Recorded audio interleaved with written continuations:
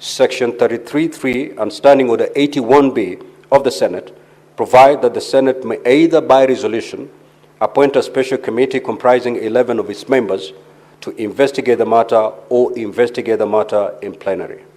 Honorable Senators will recall that at a special sitting of the Senate held on Monday, 30th of June 2025, the motion for the establishment of a special committee was deemed to have been withdrawn pursuant to Standing Order 70. This paved the way for default position, the hearing of the impeachment charges against the Governor of Isiolo County to be held in plenary. Honorable Senators, by way of status update, pursuant to Rules 4A and 6 of the Rules of Procedure, when considering the proposed removal of a governor in plenary, the Senate invited the governor to appear and be represented before the Senate during its investigation. The Senate further invited the governor, if he so chooses, to appear before the Senate to file an answer to the charges with the Office of the Clerk of the Senate by 5 p.m. on Friday, 4th of July, 2025, setting out the following. 1, the governor's responses to the particulars of allegations. 2, the mode of appearance before the Senate, whether in person, by advocate, or in person and by advocate. 3, the names and addresses of the persons to be called as witnesses, if any, and witness statements containing a summary of the evidence to be presented by such witnesses before the Senate. And finally, any other evidence to be relied on. Pursuant to Rules 4B and 7 of the Rules of Procedure, when considering the proposed removal of a governor in plenary, the Senate notified the County Assembly of the date for the commencement of the investigation and invited the County Assembly to designate members of the County Assembly who shall appear and be represented before the Senate during the investigation. The County Assembly was further invited, if it so chooses to appear before the Senate, to file with the Office of the Clerk of the Senate by 5 p.m. on Friday, 4th of July, 2025, documentation 1, designating the members of the County Assembly, being not more than 3 members, if any, who shall attend and represent the Assembly in the proceedings before the Senate. 2, indicating the mode of appearance before the Senate, whether in person, by advocate, or in person and by advocate. Number 3, indicating the names and addresses of the persons to be called as witnesses, if any, and witness statements containing a summary of the evidence to be presented by such witnesses before the Senate. And finally, specifying any other evidence to be relied on. On Friday, the 4th of July, 2025, the Office of the Clerk of the Senate received response reference number TW/LIT/027/2025 and dated 4th of July, 2025, to the invitation to appear issued to the Governor from Messrs. Theuri Wesonga and company advocates, who indicated that the Governor had appointed the firm to represent him in the hearing before the Senate, and that the Governor would also appear in person and by advocates. The letter also indicated the list of counsel representing the Governor and the list of witnesses for the Governor. Similarly, on the same day, the Office of the Clerk of the Senate received a response reference number 1/CA/1-001/AB/25 and dated 4th of July, 2025, to the invitation to appear issued to the County Assembly of Isiolo from Messrs. Alex and Boniface advocates, who indicated that the County Assembly of Isiolo had appointed the firm to represent the County Assembly in the hearing, and that the County Assembly would equally appear in person and by advocates. The letter also indicated the list of counsel representing the County Assembly and the list of witnesses for the County Assembly. Pursuant to Rule 8 of the Rules of Procedure, when considering the proposed removal of a governor in plenary, the Clerk of the Senate furnished each party with the documentation filed by the other party in accordance with Rule 6 and 7 of the Rules of Procedure. Honorable Senators, the hearing program, which has been appended to today's order paper, detailed the various activities in the hearing and determination of the matter and the time allocated to each activity. It will be crucial that all parties comply with the time allocated. The parties should keep track of the balance of time on each activity displayed through the digital clocks. In summary, the program states that today, Tuesday, the 8th of July, 2025, after we have dispensed with the preliminary matters, the charges against the Governor shall be read. The governor will be given an opportunity to take a plea on each charge. This will be followed by an opening statement by the County Assembly and thereafter by the governor. After the conclusion of the opening statements, the presentation of the case of the County Assembly shall commence and shall not exceed 5 hours. At the sitting scheduled for tomorrow, Wednesday, the 9th of July, 2025, honorable senators will be given an opportunity to ask questions or seek clarifications from the County Assembly. Thereafter, the governor will have an opportunity to present his case before the Senate. The presentation shall also not exceed 5 hours. Honorable senators will also be given an opportunity to ask questions or seek clarifications from the governor.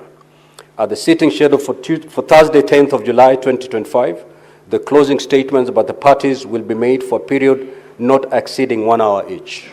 The Senate shall then proceed to a debate prior to voting on each of the charges.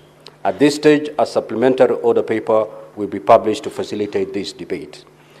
In accordance with Section 33(7) of the County Governments Act 2012 and Standing Order 86 of the Senate Standing Orders, the voting shall be by county delegations.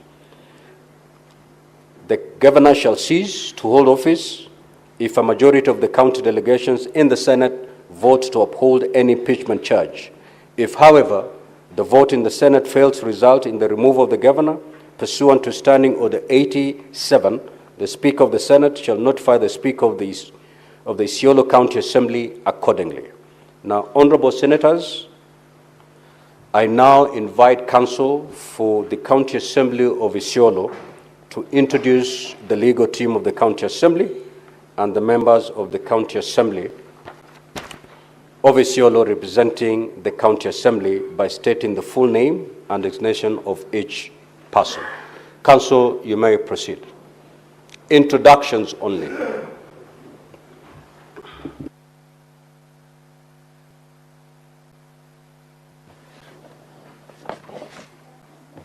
Thank you very much, Mr. Speaker. The legal team for the County Assembly of Isiolo is comprised as follows: Dr. Ekuru Okot,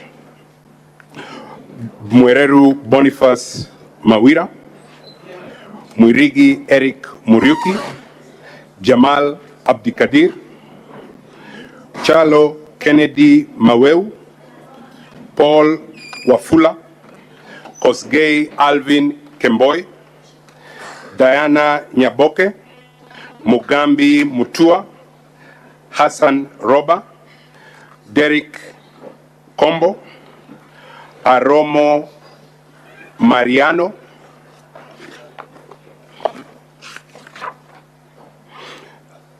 and Mr. Speaker, sir, I lead that legal team. The County Assembly is represented by the following members. I'm sorry, my name is Paul Nyamodi. Please excuse me for that. The Assembly is represented by the following members: Honorable Abubakar Abdi Godana, member of the County Assembly of Isiolo, Lematile David Letinina, Lorot Ewaton, Peter Loyan, Aban Kasim, and Abdikadir Ibrahim. Thank you very much, Mr. Speaker. Senator Matinga, take your seat. Honorable senators, I now similarly invite counsel for the governor to introduce the legal team representing the governor by stating the full name and designation of each person. You may proceed, counsel.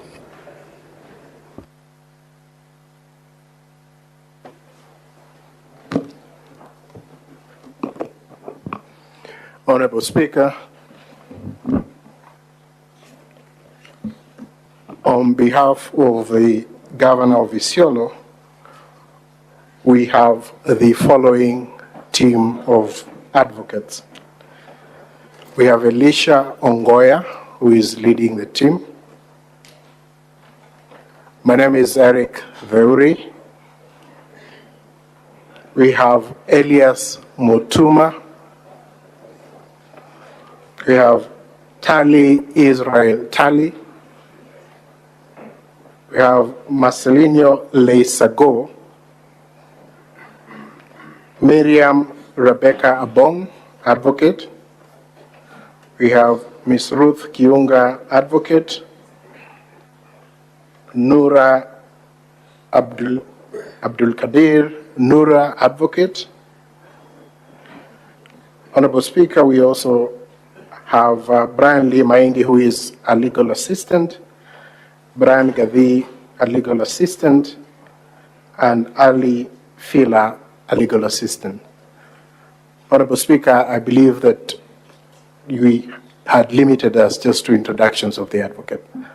Thank you.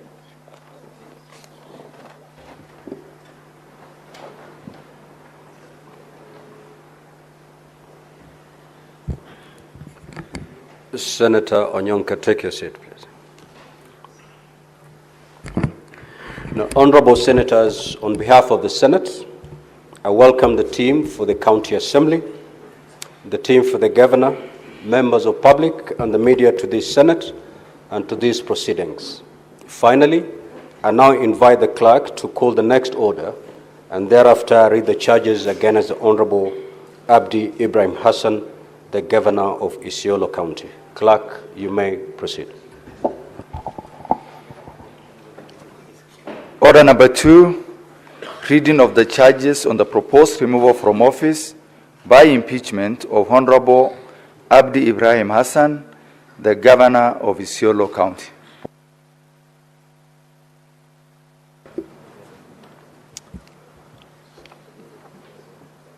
The Honorable Abdi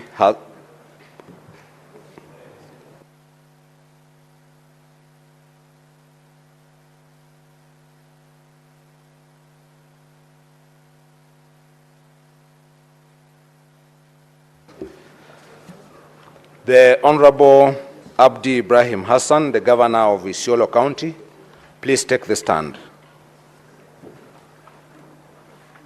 Please take the stand.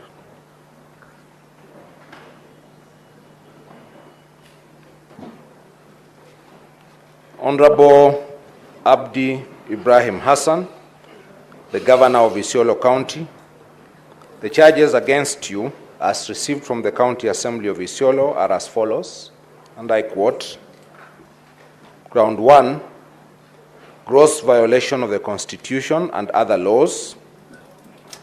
1, the Governor has grossly violated Section 30, subsection 2, paragraph K of the County Governments Act by failing to deliver an annual State of the County address for the 3 years that he has been in office.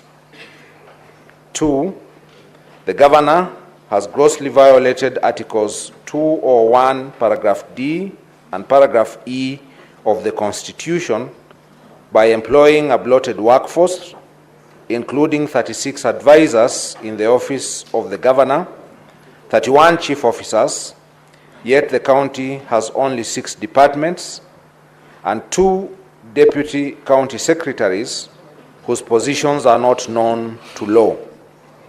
This has created an excessive wage bill that is 46% of the annual revenue allocation, far beyond the 35% limit set by Section 25, subsection 1, paragraph A and paragraph B of the Public Finance Management County Governments Regulations 2015. 3, the Governor has grossly violated Articles 10, paragraph 2, 73, Article 232, and Article 235 of the Constitution, and Sections 59, 59A, 60, and 62 of the County Governments Act 2012 by disregarding the criteria for the establishment of offices within the county public service, by illegally creating offices for advisors and deputy county secretaries without the involvement of the County Public Service Board. 4, the Governor has grossly violated Articles 10, Clause 2, Article 185, and Article 201 of the Constitution by refusing to implement the recommendations and or resolutions of the County Assembly requiring the governor to control and manage the county public debt in a manner that undermines the authority of the county assembly, thus resulting in unmitigated accrual of debt to unmanageable levels. 5. The governor has grossly violated Articles 201, paragraph D and paragraph E of the Constitution by failing to utilize bursary funds in accordance with the approved budget, resulting in a discrepancy of Kenya shillings 30 million, which cannot be accounted for. Ground 2, abuse of office. That the governor has engaged in acts and omissions which singularly and collectively amount to abuse of office and gross violation of, among others, Article 201 and Article 232 of the Constitution, Sections 8, 9, 10, 11, 12, and 13(1) and 35 of the Leadership and Integrity Act 2012 by the following. A. Appointing 36 advisors in the office of the governor, contrary to the Salaries and Remuneration Commission Circular dated 29th July 2013, the Transition Authority Circular dated 6th September 2013, and subsequent guidelines from the Intergovernmental Relations Technical Committee, all of which limit the maximum of advisors to 3. B. Appointing 31 chief officers instead of 18, which are provided for in the County Executive Staff Establishment of July 2022, yet the county has only 6 departments. C. Appointing chief officers under 2-year contracts, thus creating a climate of fear and uncertainty, which reduces public servants to be servants of the governor and not the people, contrary to Article 73, Clause 1B of the Constitution. The governor failed to renew the contracts of 31 chief officers and instead directed them to hand over to County Executive Committee members, significantly affecting the continuity of service delivery in the county. And D. Appointing 2 deputy county secretaries, which positions are not known to law and are not in the county staff establishment. Ground 3, gross misconduct. The governor has grossly violated 1. Articles 10, Clause 2, Article 27, Article 28, Article 73, Article 75, and Article 232 of the Constitution, and 2. Sections 3, 7, 8, 9, 11, 34, and 52 of the Leadership and Integrity Act. 3. Sections 9, 10, and 21, subsection 2 of the Public Officer Ethics Act 2003. 4. Sections 2, Section 30, subsection 2, and Section 30, subsection 3 of the County Governments Act, by engaging in acts which singularly and collectively amount to gross misconduct by the following. A. Making disrespectful, sexist, and demeaning statements against Senator Fatuma Adan Dulo publicly that are only meant to denigrate and degrade her as a woman leader, thus violating her right to dignity. The governor's utterances do not demonstrate respect for the people and other public officers, nor do they bring honor, dignity, or maintain public confidence in the office he holds. The governor's statements amount to gender-based psychological violence and undermine the dignity and the integrity of the governor's office. B. Breaching public trust by making divisive, derogative, and discriminatory remarks against other clans residing in the county, thus undermining public confidence in the integrity of his office and sowing discord in the community. And C. Being continuously absent from the county and running its affairs remotely from Nairobi, thus stalling service delivery. Honorable Abdi Ibrahim Hassan, how do you plead to the 3 grounds? Ground 1, guilty or not guilty? I plead not guilty. Ground 2, guilty or not guilty? I plead not guilty. Ground 3, guilty or not guilty? I plead not guilty.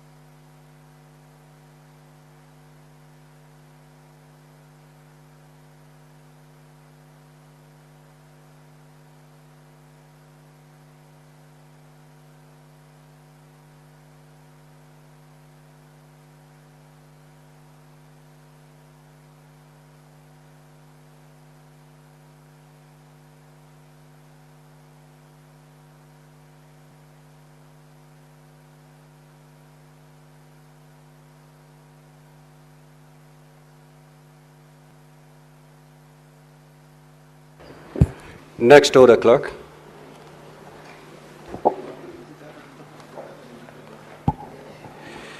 Order number 3, hearing and determination on the proposed removal from office by impeachment of Honorable Abdi Ibrahim Hassan, the Governor of Isiolo County.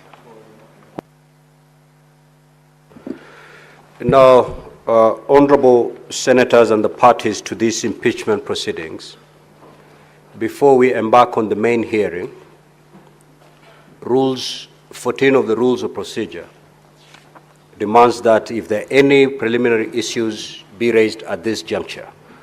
So if there is any party that has any preliminary issue, this is the moment to raise it.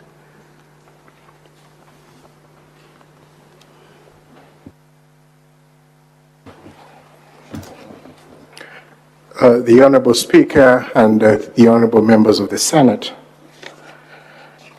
we had given an indication to the Honorable Senate that we intend to raise 2 preliminary issues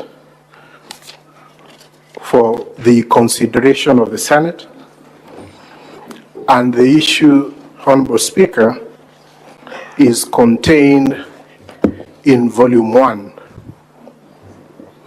of the document that we filed. In response, we filed several documents, but Volume 1 contains the preliminary issue that we intend to raise. Honorable Speaker, with your leave, I can then quickly delve into that question. The Honorable Speaker, we had noted from the order of proceedings that was supplied by the Senate that this session would take about 1 hour. I propose 2 hours, with 1 hour on our side. I propose to take about 30 minutes or less, introducing the first limb of the preliminary issue we intend to raise. Thereafter, my colleague Elisha Ongoya will take 20 minutes, and I will reserve 10 minutes for any rejoinders, which will be handled by our colleague, Mr. Elias Mutuma. Mr. Speaker, sir, and honorable members of the Senate, with your permission, we would then move to raise the preliminary question. So what you're saying is you require 1 hour to effectively move your preliminary issue? Yes, Mr. Speaker, sir. Okay. I'll grant you 1 hour, and also I'll grant the County Assembly 1 hour to respond to your preliminary issues. You may proceed, and time starts running from now. Thank you, Mr. Speaker, sir. The Honorable Speaker and honorable members of the Senate, on the 26th of June 2025, the Speaker of the Isiolo County Assembly issued a press communication at around 3 p.m. announcing that the County Assembly had resolved to impeach the Honorable Abdi Ibrahim Hassan, Governor of the Isiolo County. This communication will be found in Bundle 3 of our volume, that is Volume 3, at pages 2, 3, 4, and 5. This release is significant in these proceedings as it marks, in our view, the announcement of a phantom impeachment of the governor, and we will shortly demonstrate the salient gaps and schemes and hopefully persuade the Senate to reject this phantom impeachment. The Honorable Speaker and Honorable Senators, the press release by the Speaker of the Isiolo County Government triggers a very important question, and that is the question upon which our first limb of the preliminary objection stands. What is in law a resolution of the County Assembly? The Isiolo County Assembly Standing Orders, and specifically Standing Order 65-8, provides that when a motion for the removal of the governor is passed by at least 2/3 of all the members of the Assembly, the Speaker shall inform the Speaker of the Senate of that resolution within 2 days. You will find this resolution from the Assembly in the Assembly's volume, that is Volume 3, at pages 100. So, Honorable Speaker and honorable members of the Senate, it is our submission that for the power of the Senate to be invoked under Standing Order 80, the Speaker of the Senate must receive a resolution from the Speaker of the County of Assembly. So therefore, there is a test that is twofold. The first test is that there is a resolution, and the next is that it is supported by 2/3 of the members of the Assembly. Honorable Speaker and honorable members of the Senate, in forwarding this resolution, the Senate Standing Orders, the third schedule of the Standing Orders, and the Senate's Guide Manual on the Procedure and Rules for Removal of County Governments, developed in 2025, require certain documents to be submitted together with the resolution. And that is the impeachment motion, the County Assembly Hansard, the division of voters list, the advertisement of the summons to the governor, the list of witnesses of advocates, the list of advocates, list of witnesses, records and videos, and other evidence. It is our submission that this has a very good purpose. This requirement has a good purpose, and it now fits into the preliminary objection that, or the preliminary issue that we raised. Honorable Speaker and the honorable senators, I will then invite you to examine the documents that were presented alongside the resolution from the Speaker of the Isiolo County Assembly in support of the fact that there was a resolution adopted by the Assembly to remove the governor.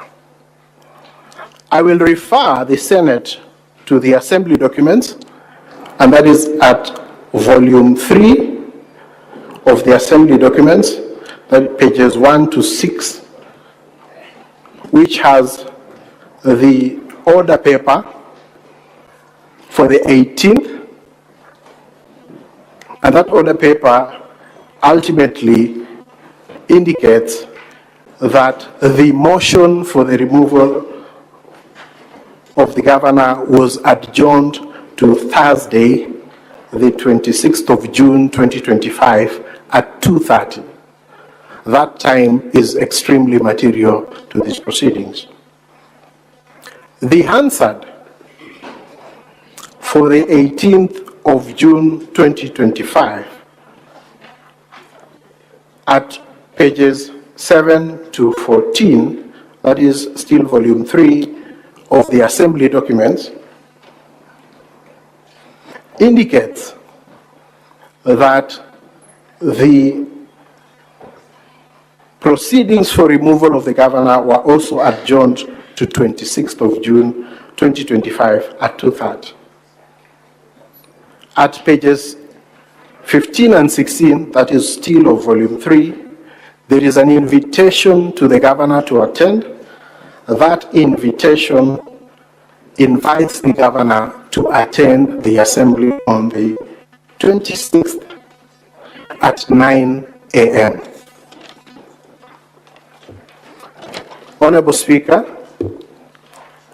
volume 5 of the Assembly's documents at pages 3 and 4 contains the affidavit of service of that invitation served by the Speaker. So there is no doubt whatsoever that the governor is invited to appear at 9 a.m. on the 26th. The Speaker, in volume 5, also presents a document for the special sitting of the Assembly. It is dated 23rd of June 2025, and that sitting is indicated to commence at 9 a.m. Honorable Speakers and Honorable Senators, it is therefore not in any doubt that the Assembly set the hearing of the motion for the at 9 a.m. 26th of June. I now refer the Honorable Senate to the Isiolo standing orders. Standing order, specifically standing order number 1, it is found at volume 3, pages 85 and 86, on the times set for the sitting of the Assembly, and that is 9 a.m. for Wednesdays and 2:30 for Tuesdays, Wednesdays, and Thursdays. I do not need to say this because you're familiar with these times. It therefore follows that if the Assembly is to meet at any other time other than as set out in the standing orders, there must be a resolution to that effect. And so, therefore, the logical question that we are asking the Senate is this: is the Hansard genuine? Because the Hansard talks about a sitting conducted at 2:30 p.m. That is in line with the standing orders. But the notices, the invitation, and the special sitting issued by the Speaker talk about a sitting to be conducted at 9 a.m. So therefore, Honorable Speaker and Honorable Senators, we invite you, the Senate, to take note of the above, and then allow us to also review the Hansard that is provided. You probably understand the Hansard much better than we do, and I refer you to the Hansard for the 18th of June 2025, which clearly shows that the Assembly was adjourned to 26th of June at 2:30 p.m., and I refer you to volume 3 still of the Assembly's documentation. The issues that you will note when you review the answer is that, first of all, it is not certified by the clerk as is required. It just bears a stamp. It is therefore our submission that these latent, open, obvious, and blatant contradictions and anomalies between the Hansard and other records provided by the Assembly are major indicators not only of misrepresentation, but that the documents presented by the Assembly have been cooked and generated outside of the Assembly. This is further supported by the testimonies of the witnesses, which will be found at volume 2 of the governor's response at page 14, where we have the affidavit of Salad Boru Gurasha, who was the clerk of the Assembly, who confirms that there was no sitting of the Assembly on either date. There is an affidavit by the leader of majority, Diba Ali, at pages 41 to pages 45, who confirms there was no sitting of the House Business Committee to deliberate and set out the order papers.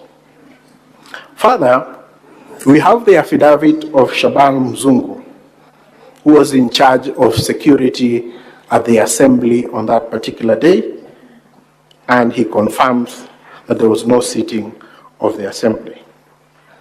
Honorable Speakers and Honorable Senators, we expect that the Assembly will try to persuade you that the issues we raise are not preliminary and they require a full evidentiary hearing.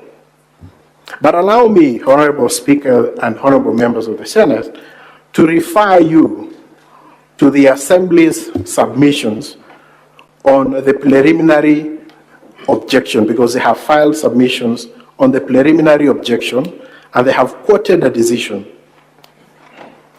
And the jurisprudence from the courts is that a preliminary question is determined on the presumption that the facts pleaded are true. The facts that we are raising are the facts that have been pleaded by the Assembly. And that preliminary issue, when determined, may as well as dispose of the suit, and it is for that reason that we raise it as a preliminary issue, because if this Honorable House was to find that there was no sitting of the Assembly, then we cannot proceed with the hearing of the impeachment motion. And so we submit that these questions that we have raised satisfy this threshold, and we invite the Senate to look at the facts that have been pleaded by the Assembly and the documents that have been provided, and agree with us that this is a case of a phantom impeachment. Finally, as I, with one eye on the clock, we submit that this process is a hallowed process. It is not just about whether the grounds set out in Article 181 of the Constitution have been met. If the Senate is to examine whether there was a valid resolution and agree with us that the documents that have been presented are forged and cooked, then this impeachment, this phantom impeachment, amounts to an affront on the Constitution, and it sets a very dangerous precedent, because what it means is that it is possible for the Speaker and a few members of a rogue assembly to, in a way, attempt a coup, sit somewhere, cook documents, and present it to the Senate, and the Senate will then hear that matter. That in itself will be a violation of the Constitution, because this Senate has a mandate to protect devolution and to protect the counties. And that is the danger that we face in these phantom impeachment proceedings. Honorable Senators, the impeachment proceedings not only put the governor on trial, it does the same for the Constitution.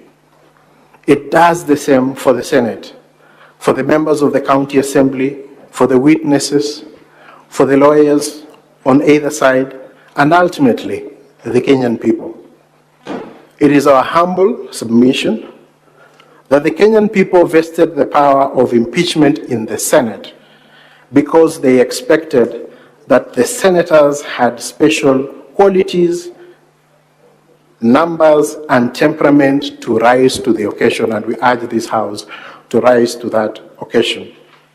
Finally, before I cede ground to my fellow counsel, allow me, Honorable Speaker and Honorable Senators, to just remind you of the words of Alexander Hamilton, one of the founders of the American Constitution, on the power and the question of impeachment.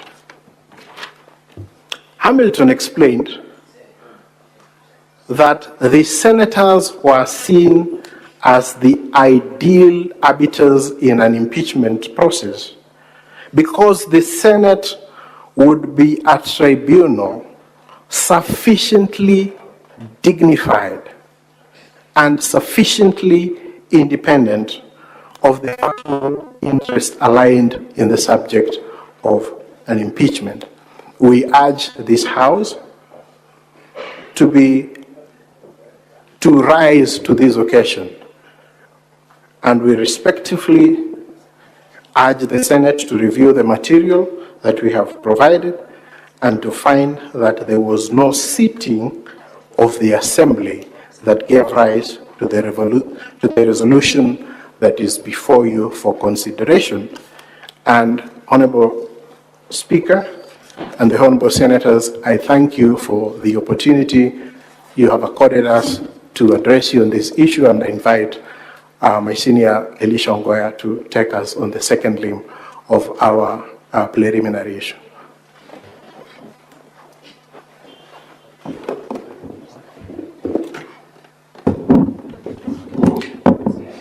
Thank you so much, Mr. Speaker, and thank you, distinguished senators.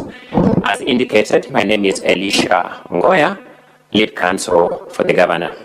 Before I address you on another substantive preliminary question on an existing court order touching on these matters, allow me to invite my learned colleague, Mr. Elias Mutuma, to wind up on that issue of the proceedings before the Assembly by drawing your attention to certain salient material aspects of the purported Hansards that have been presented before you, so that you have all that in consideration. Then I'll move to the next subject. Thank you so much, Mr. Speaker.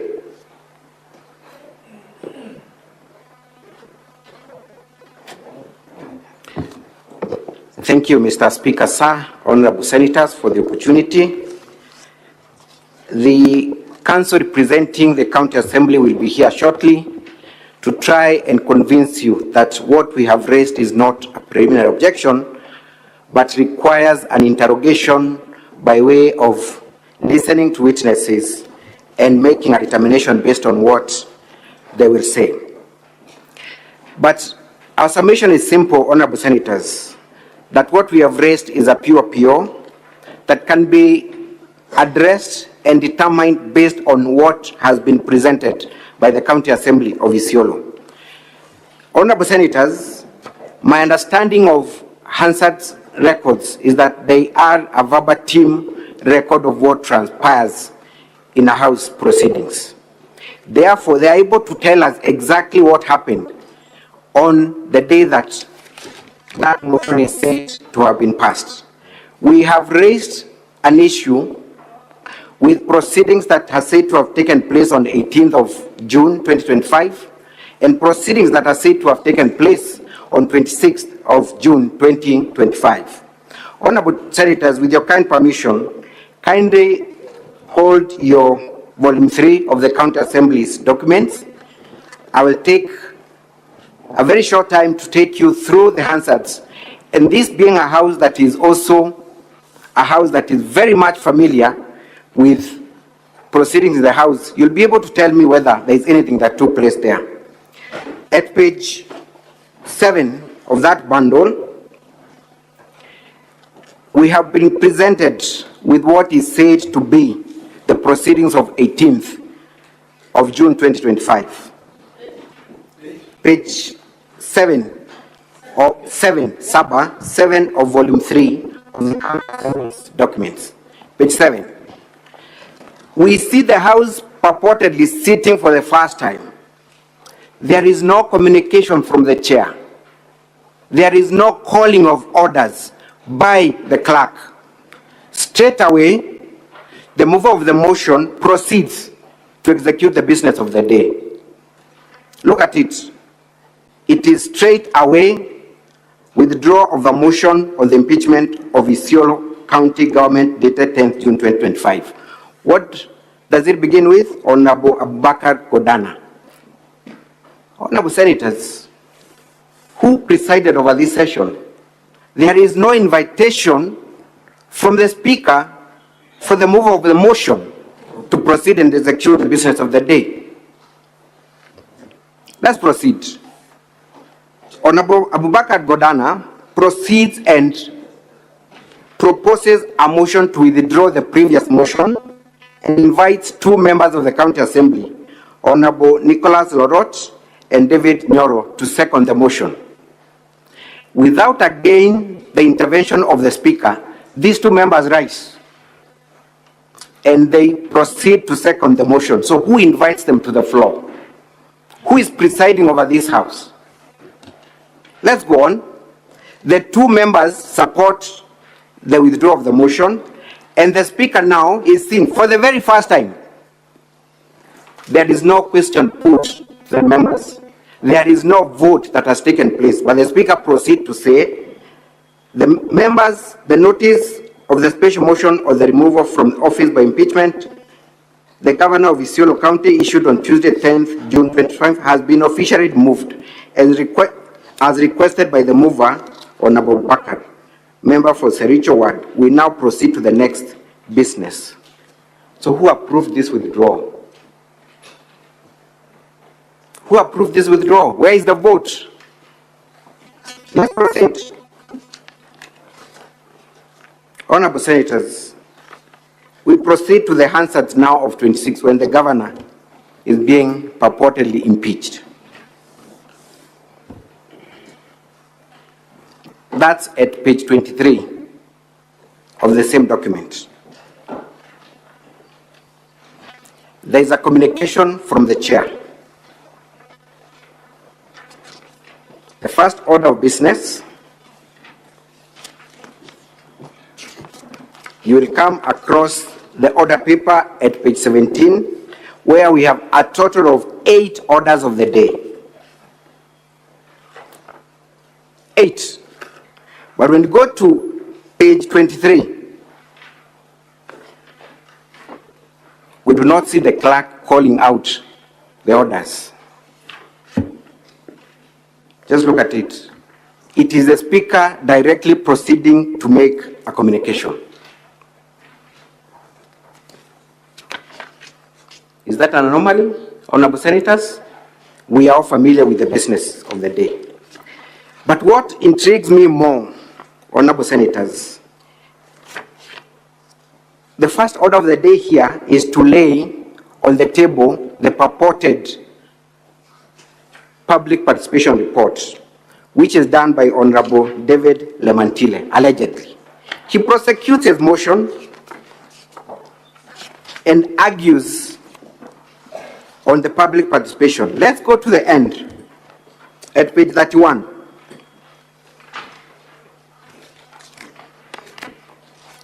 But before that one, let's go slightly at page 30, where he completes his submissions.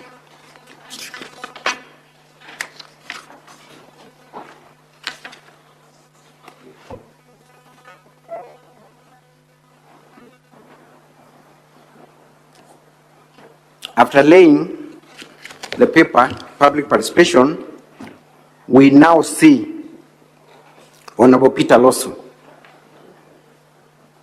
standing up to second this motion.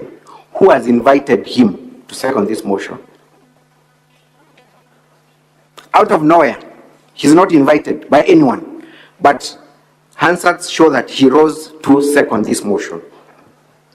And then the Speaker proposes the question and it opens the floor to the members of the House. At page 31, the last member seen to be speaking is Honorable Francis Letimalo.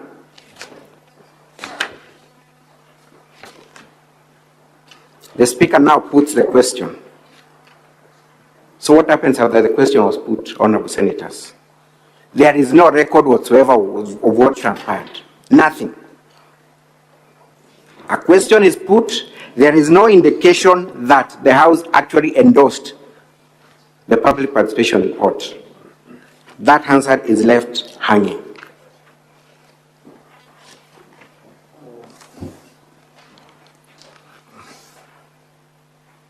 Honorable Senators, after that paper is laid, the Speaker does not even call for the next order. The clerk is not seen anywhere calling for the next order. Instead, what do we see? Honorable Abubakar Godana is seen now on the floor. Answers are supposed to be capturing verbatim what transpires. So who was in charge of this House? Where is the Speaker's recording inviting the move of the motion to move the motion? Where is the recording of the clerk inviting, or rather calling for the order, for the next order? There is nothing. Instead, we just see someone on the floor prosecuting the motion. And he proceeds and proceeds. At page 35, he's done. Strangely, the first paragraph at the top of page 35, when he completes to execute his motion, he does not invite anyone to even second. Records are there. But we see one Honorable Major Golicha now standing up to second the impeachment motion. Who has invited him? There is no one. And other members, strangely now, so the House is suddenly in an autopilot. So from Honorable Major, then we see the Speaker opening the floor. You have Honorable Peter Losu. He continues. Without the intervention of the Speaker, there is another member, Honorable Salesio Kiambi, who proceeds as if the Speaker is not in this House, as if the clerk is not in this House, and proceeds. Another member just rises up. From nowhere, there is no recording of the Speaker inviting any member to make a contribution to this motion. Apart from, of course, page 39, when suddenly the person cooking this answer realizes the Speaker has not been captured in this, and now we see the Speaker for the first time. In conclusion, because I do not want to take time that my senior is going to take to address you on the other issue,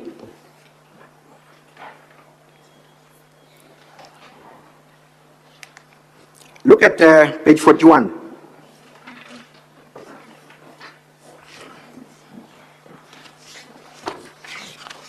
After the members purportedly complete to make their submissions,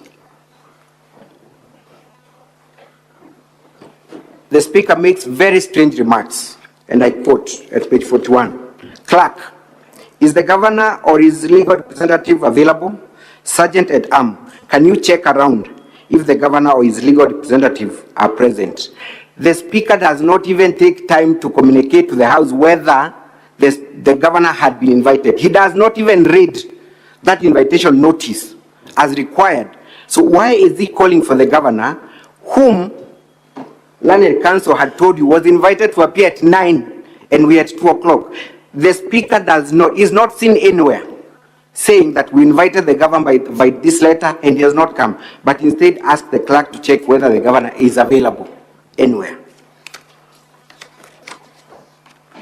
Let's proceed. I'm completing, Honorable Senators, and this is going to shock you. So, when the governor was confirmed was not in the House, the Speaker proceeds to guide the House on the next move. At the end of that page, 41, I read what the Speaker says. When the doors, I'm reading the last part, when the doors have been locked and the bar drawn and the names of the tellers have been announced, the Speaker shall, this is the Speaker telling them, the Speaker shall put the question again in the presence of the tellers. When called out, each member shall thereupon rise in his or her place and declare assent or dissent to the question in the following manner. I vote yes or I vote nay. Proceeds. Honorable Senators, page 42. Where does the Speaker put that question to the members of the House present? There is no question put whatsoever. She has just told them that he needs to put that question again. There is no question put. So what were these members voting for or against? There is no question put. Honorable Senators, we then need to sit here and invite witnesses on the stand to demonstrate that there was no proceedings that took place on 26th and 18th. I rest my case.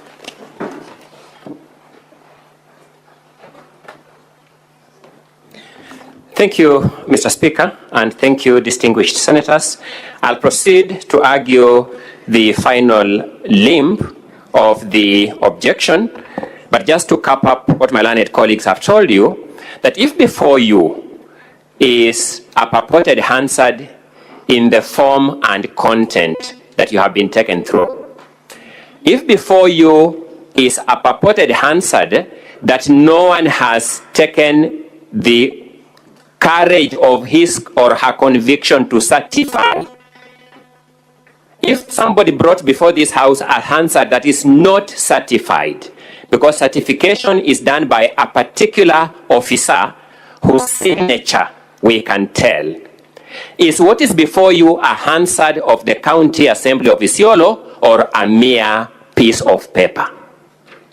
And if we conclude, as I invite you to, that what is before you is a mere piece of paper, to the extent that it is not certified, can we take any other proceedings on the strength of that mere piece of paper? That is what makes this issue a proper preliminary objection for resolution, one way or the other, before we can go into the trial. Secondly, is the issue of the order of court. And I want to address this issue as follows. We are guided by the Constitution and other laws and the standing orders, and to an extent, the manuals that this House publishes from time to time to inform both these members and the members of the public who interact with this House. My research has revealed that the latest manual issued by this House is a manual entitled Removal from Office of County Governors and Deputy County Governors through Impeachment, an easy-to-use manual on the procedures and rules. That manual, on the face of it, was published by the Directorate of Legal Services and the Senate Liaison Office in the year 2025, which is this year. Part 3 of that manual is entitled Judicial Proceedings Against Impeachment. And this is the position this House has communicated in that manual at page 60, which is the very last page of that manual. There are 2 subtitles at page 60 of that manual, which is subtitle 1, Comply with Court Orders. And it says, parliamentary privilege and immunity and the principle of separation of powers do not shield the county assemblies and the Senate from court orders. When court orders are issued, they are binding on the county assembly and the Senate and must be complied with. Failure to comply with court orders may result in the invalidation of the entire process of impeachment by the courts. Then The second subtitle is Participate Actively in Court Proceedings. And this Senate has communicated to us through this manual that ignoring court orders against the county assembly or the Senate is not the solution. If court orders are issued against a county assembly or Senate, the most preferable option is to participate actively in the court proceedings. The county assembly or Senate may apply for review of the court orders or appeal to the next court for variation or the setting aside of the court orders. That is the manual that this House has published as late as this year. Allow me to make the following submissions then. The existence of the orders of court I am going to refer to is not a disputed fact. It is a fact admitted by the county assembly in their written submissions. So the existence of these orders is not a contested issue. And it not being a contested issue, it follows therefore that this Senate can proceed right away to resolve the question of the impact of those orders without investigating whether they exist or they don't exist. Because between the parties, it is an admitted fact. Allow me to begin by referring this order, this Senate, my apologies, to an earlier ruling of the Speaker of the then only House of Parliament, which was the National Assembly, before the new Constitution. This was the ruling by Speaker Kenneth Otiato Marende on the question of nominations of Chief Justice, Attorney General, Director of Public Prosecutions, and Controller of Budget, and that ruling was made on the 17th of February 2011. It is found in volume number 4 of the governor's documents. It is found in volume number 4 of the governor's documents, and you'll find that ruling starting at page 165 of volume number 4 of the governor's documents. But the relevant part I would refer to in the interest of time is at page 168 of that volume. Volume number 4 of the governor's response. At page 168 is a continuation of that ruling of the then Speaker of the National Assembly, Honorable Kenneth Otiato Marende. He says, and I quote, "Honorable members, between the time when Mr. Imanyara first raised the matter and now, I have had the benefit of considering a range of material addressing the various aspects of the matter. Specifically, I have benefited from, among others, the position taken by the Judicial Service Commission, the Commission on Implementation of the Constitution, and the Law Society of Kenya. I have also carefully read and considered the ruling of the High Court relating to the matter of nominations, which was delivered on 3rd February 2011. Mr. Speaker, distinguished senators, I had the rare privilege of participating in that court proceeding. The first three of these bodies are constitutional or statutory, and their views on matters of law, though not binding to this House, are of significant persuasive value. Honorable members, as for the ruling of the High Court, despite my restatement of the constitutional relationship between the legislature and the judiciary, I have repeatedly emphasized that subsisting judicial decisions, while they cannot restrain the legislature, and that's important to us because I'm addressing this issue, while they cannot restrain the legislature from the discharge of its functions, are of binding effect and may have a bearing on the products emanating from this House. The learned Honorable Justice Musinga, in his ruling in the above case, found that the nomination of the Chief Justice was unconstitutional, for it was not in accordance with Article 166 of the Constitution.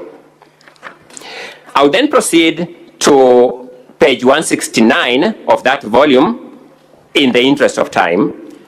the paragraph starting with honorable members. That will be the third paragraph.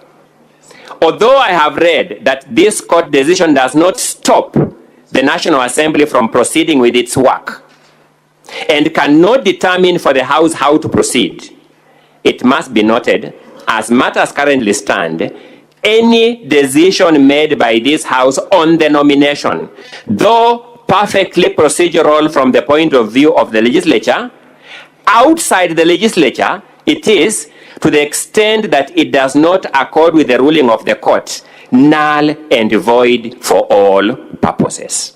So that is the guidance that Honorable Marende makes. Allow me to then come to the specific ruling that we wish to draw this Senate's attention to, and that I will refer you to volume number 4 still.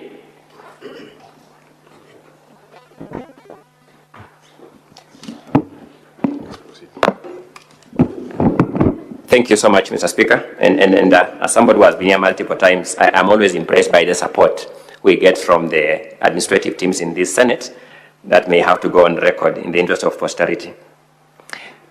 At page 13 of volume number 4 is a decision of the court in Isiolo High Court Constitutional Petition number A004 of 2025. The parties are Honorable Abdi Ibrahim Hassan, the governor now before you as petitioner, and the County Assembly of Isiolo before you as the first respondent. There are two other parties in that matter, but safe to highlight that the parties before you are parties in that suit. They are therefore bound by the decision of that court. At page number 25, allow me to just go straight, Mr. Speaker, to page number 27. You'll find a paragraph 28 of that ruling. And the judge observes as follows: it is important to note that there was no complaint raised when the first orders were issued by the court in respect of the motion dated 10th June 2025 that was to be debated on 17th June 2025. In fact, the sentiments by the mover of that motion, the contemnor, actually vindicate the court, as he has in his affidavit conceded that the motion was defective in substance and marred with procedural irregularities, the very grounds that the petitioner has sought to rely on. The mover of this motion went to court and told the court, it is true that the orders you gave first were right, because the motion I had tabled was marred. It was defective in substance and marred with procedural irregularities. The move of the motion. Allow me to then take you to paragraphs 45, 46, and 47 of that ruling at page number 35 of volume number 4. Paragraph 45, the judge says, therefore, it is the finding of this court that the motion dated 18th June 2025 and debated by the first respondent on 26th June 2025 was in contravention of the conservatory orders of this court issued on 25th June 2025. Hence, the resolution arising therefrom is null and void. Once an act is declared null and void, it is of no legal consequence. A court of law has found that this motion, which has now been brought here before you, senators, is null and void. It is of no legal consequence. Paragraph 46.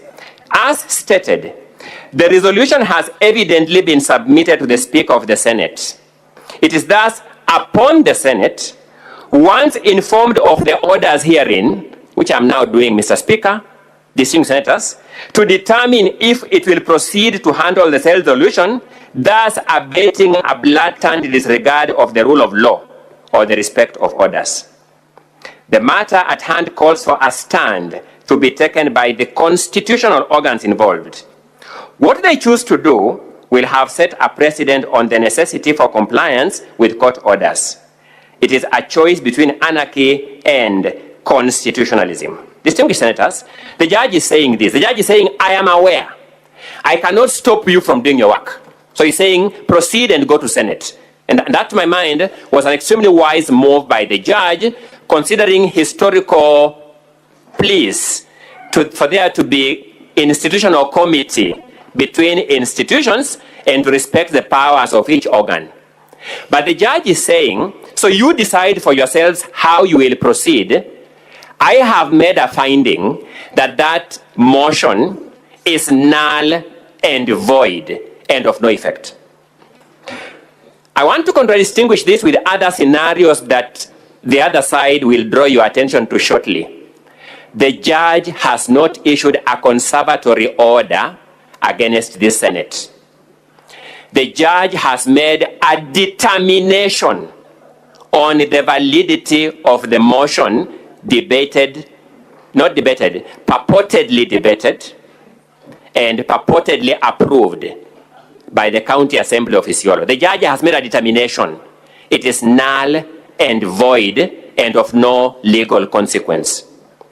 You are being invited to engage with this motion on that strength of fact, on the strength of the finding by the judge that the motion as approved, as brought before you, is null and void and of no legal effect. We therefore invite you to introspect and make this determination. When the impeachment law calls upon you to determine a motion that has been approved by the county assembly, is it just any motion or a valid motion? If there is information before you that the motion is invalid for any reason, what is the precedent that has been set by this Senate? It is against that background that I wish to draw this Senate's attention to its resolution that is found from pages 136 of volume 4 of the governor's documents. And this was the determination of the proposed removal from office by impeachment of the governor of Kericho County, Honorable Dr. Eric Kipkoech Mutai. On that occasion, the validity of the resolution was questioned on the ground that the motion had not met the threshold. And rightly, this House found that it could not move a step further because validity of the motion is an important precondition to the carrying out of the trial process on the motion. Similarly, by parity of reasoning, today, validity of another motion has been impugned on two grounds. One, there was no sitting known to law of the County Assembly of Isiolo to approve the motion. And number two, in any event, a court of competent jurisdiction has made a finding that whatever came from the County Assembly of Isiolo is null and void and of no legal consequences. Will you, in the face of the precedents you have set by previous speakers' rulings and by resolution in the case of Kericho County Governor's case, proceed to trial on that understanding? We beseech you with humility to find that there is no motion known to law before you and thereby to down your tools. I humbly submit and respect and rest the governor's submissions on that question of the preliminary objections. I reserve our 10 minutes, Mr. Speaker, for a rebuttal from this side once the County Assembly has finished their response. Thank you so much, Mr. Speaker. Thank you, Senators.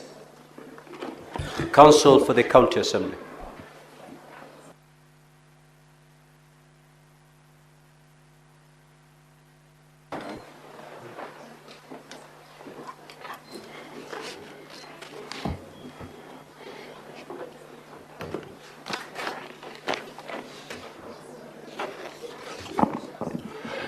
Mr. Speaker, I will respond to the arguments that have been made by my learned colleagues for the governor, and I am the only member of the team for the Assembly that will respond to those preliminary issues. Mr. Speaker, I am grateful for the opportunity to respond to those preliminary issues. I shall constrain myself to the time that Mr. Speaker has gladly extended our way.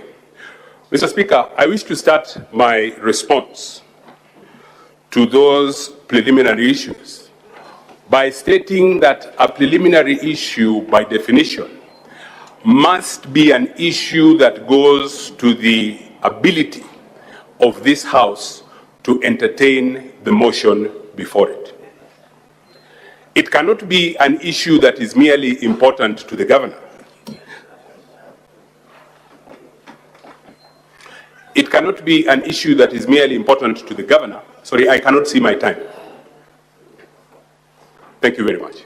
It cannot be an issue that is merely important to the governor, and the governor then chooses to bring it forward and deal with it as a preliminary issue, and it does not go to the ability of this House to hear the motion before it. And, Mr. Speaker, it is settled that a preliminary issue assumes that the facts are settled. Mr. Speaker, the consideration of what the Governor's Council purports to be a preliminary issue involves the detailed consideration of evidence. I was constrained to stand up on my feet and object whilst my learned colleagues were on their feet, because it was apparent that what my learned colleagues were doing for the governor was leading evidence. They were testifying. They were referring to contested statements in the bundles of both documents, and there are responses from the County Assembly in respect of those statements.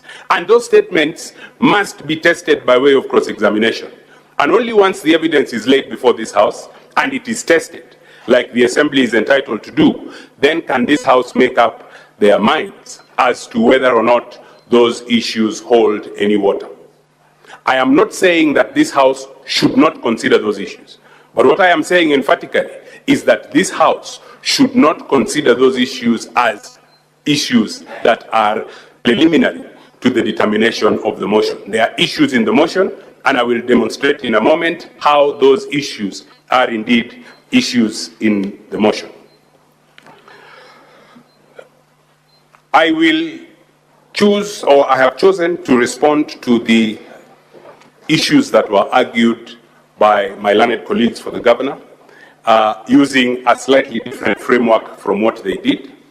We distilled 3 or 4 issues from the notice of preliminary objection that was served on the Assembly, and I wish to crystallize the first issue I wish to respond to as follows, Mr. Speaker.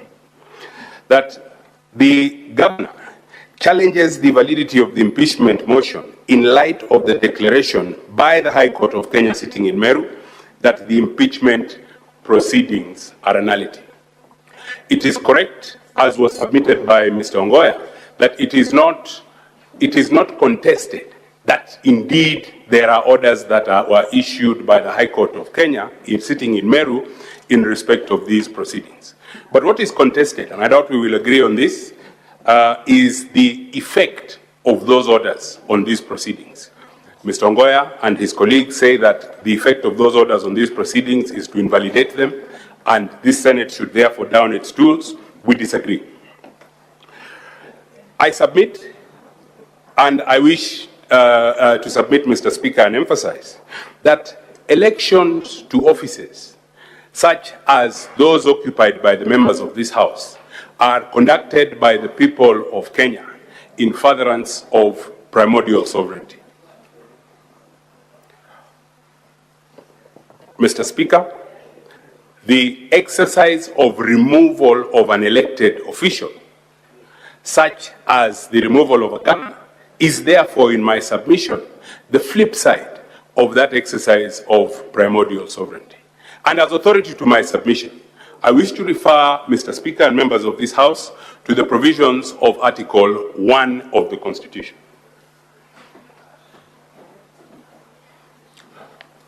Mr. Speaker, Article 1 of the Constitution provides as follows at Article 1:1. It states that all sovereign power belongs to the people of Kenya and shall be exercised only in accordance with this Constitution. That is an affirmation of sovereignty by the people of Kenya, and it is clear where the sovereignty lies. Article 1:2 then goes on to say that the people may exercise the sovereign power either directly or through their democratically elected representatives. The important provision of Article 1, which I wish to emphasize, is the next provision. Mr. Speaker, sovereign power under this Constitution is delegated to the following state organs, which shall perform their functions in accordance with this Constitution: Parliament and the legislative assemblies Parliament and the legislative assemblies in county governments, the national executive and the executive structures in county governments, the judiciary and independent tribunals. Mr. Speaker, the function of the removal of the governor is delegated to the Senate of the Republic of Kenya by virtue of Article 1:3. The election of the members of Parliament, members of the National Assembly, members of the National Assembly, members of this Senate, and any elected office is done directly by the people of Kenya. Mr. Speaker, as I have said, impeachment is the flip side of election, and it is done again here by the people's representatives. And here I wish to emphasize this point. Mr. Speaker gave a correct and appropriate direction at the beginning of these proceedings, that voting on this motion is by delegation. Voting on this motion is not by all members of the Senate, but it is by delegation. And I submit that that is in recognition of the special role, the special function that this House is being called upon to perform when you sit to consider the motion for impeachment. It is not legislative, but it is delegated, and the House has correctly interpreted that role as being exercisable only by delegations and not by all members. Mr. Speaker, it is my submission that a correct interpretation of the doctrine of separation of powers is as follows. Mr. Speaker, and it has been held not just by this House and not just by the High Court, the Court of Appeal, and the Supreme Court, that the role of the judiciary in examining impeachment proceedings arises or kicks in once the impeachment proceeding is complete. Yes, the judiciary has a role, but the judiciary then, as has been correctly held, does not have the ability to intervene at every stage. In our written submissions, Mr. Speaker, we have referred you to the relevant decisions of the Court of Appeal. We have referred you to the decision of the Court of Appeal in Kawira Mwangaza and the decision of the Supreme Court rendered earlier in the matter of Martin Nyaga Wambora. And I wish to suggest a reasoning, perhaps, why the law is as it is. Impeachment proceedings and many proceedings under our Constitution are time-bound. And if judicial intervention is allowed in some of these time-bound proceedings as they proceed, it is not clear whether the judiciary has the ability to suspend constitutional time so as to allow the judicial proceedings to proceed, or whether it is better off to allow the impeachment proceeding to proceed and be completed. And then what is taken is a process review of a completed proceeding to court. What am I saying? The correct interpretation of the doctrine of separation of powers, and it has been held repeatedly by this court, by this Senate, and by the courts, is that even where an impeaching assembly is making a mistake, allow it to complete the mistake. And what is then justiciable is the completed mistake. Don't interfere in between because of timelines, and that, I submit, is a modern interpretation of the view of the doctrine of separation of powers as to how it applies to the power of legislative assemblies, county assemblies, and this House to carry out their function of impeachment. Mr. Speaker, there was reference to a decision that was made by Kenneth Marende when he was Speaker. And it was a decision in respect to the appointment of the Honorable the Chief Justice of this Republic. And I wish to distinguish that decision from the matter that is before you for this important reason. Mr. Speaker, I have stated, and I will take your permission to emphasize, that impeachment are time-bound proceedings. The appointment of the Honorable the Chief Justice, yes, was a constitutional process, but it had no time limit. And the process of that appointment had the luxury of time. It could take as long as it needed to take, and it then made room in it for judicial interventions during the process of the appointment of the Honorable the Chief Justice. I have stated, and I will emphasize, that impeachment proceedings are time-bound proceedings. And if they are not concluded in time, we would then be faced with the ridiculous situation where somebody runs to court and say that Assembly X or the Senate of the Republic of Kenya did not complete their mandate in time. And I believe I was seated here a few months ago when the impeachment proceedings of the Deputy President of the Republic of Kenya were being conducted. And that was an important consideration, the strict timeline that guided many of the directions that, Mr. Speaker, you made during those proceedings. I urge you to call on that wisdom and to find, if you are persuaded to consider this as a preliminary issue, that because of the strict nature of the timelines, then the room for court or the role for court is ex post facto considerations of completed processes of impeachment. Mr. Speaker, there is a decision that has been referred to, and it is a decision that we advocates all know, and I'm glad, Mr. Speaker, you are an advocate, and I'm sure you are familiar with this decision. It is a decision that is referred to in the submissions by the governor, and that is the decision of Lord Denning in the famous case of McFoy versus United Africa Company, where they seek to persuade, and in citing that decision, counsel for the governor seek to persuade you that because the proceedings are a nullity, then you should not proceed any further with these impeachment proceedings. I wish to rely on that decision, Mr. Speaker, and I wish to rely on that decision in an attempt to persuade you that it is indeed the proceedings before the High Court of Kenya in Meru that were a nullity. Coming as they did, contrary to the established law and contrary to the established interpretation of the modern doctrine of separation of powers, prior to the completion of the impeachment proceedings, those or that decision or references to that decision are a nullity, and you should disregard that decision and proceed. Mr. Speaker, I had a few passages from the decision, and learned counsel for the governor seemed to be suggesting that the judge of the High Court in some way may have been directing this House as to what to do with its orders. I submit that this House is completely independent under the Constitution of the Republic of Kenya, and you should be guided properly as you then consider this preliminary issue. But in conclusion, I wish to state that this preliminary issue is not a preliminary issue. It is based on contested issues of fact, which we should then get the opportunity to look into. The second issue that I wish to respond to is an issue that when I first encountered it, I was a little concerned. And that is the submission that has been made by my learned colleagues for the governor, and they have taken some time on it, that there were no sittings of the County Assembly of Isiolo on the 18th and the 26th of June 2025.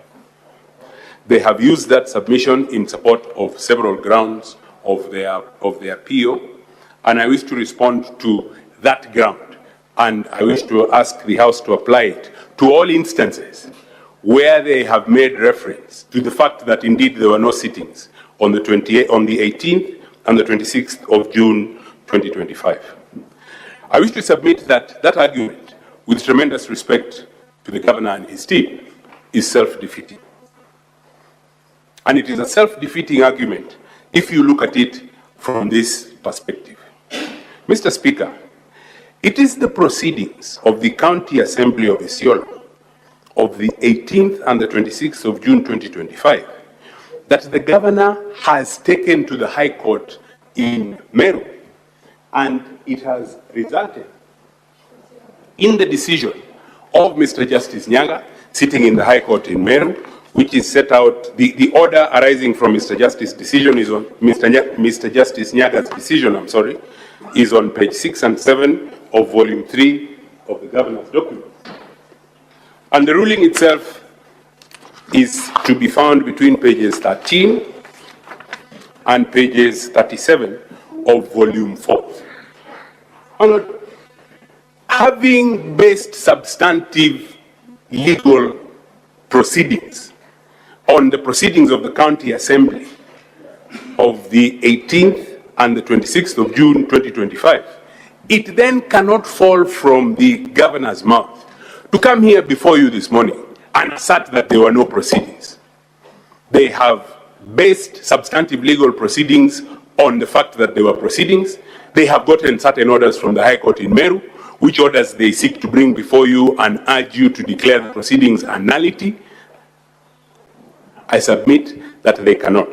And for the completeness of the record, I submit that an estoppel arises against them approbating and reprobating in the manner in which they do. And an estoppel, for the purposes of my submission, is a legal principle which precludes a person from asserting something contrary to their previous action or statement. The contrary provision is that there were no proceedings. The previous action is that they took those proceedings to the High Court, persuaded the judge of the High Court that there were proceedings, and obtained orders. They cannot do both. And for that reason, I urge you, I submit that that ground of the PO must fail.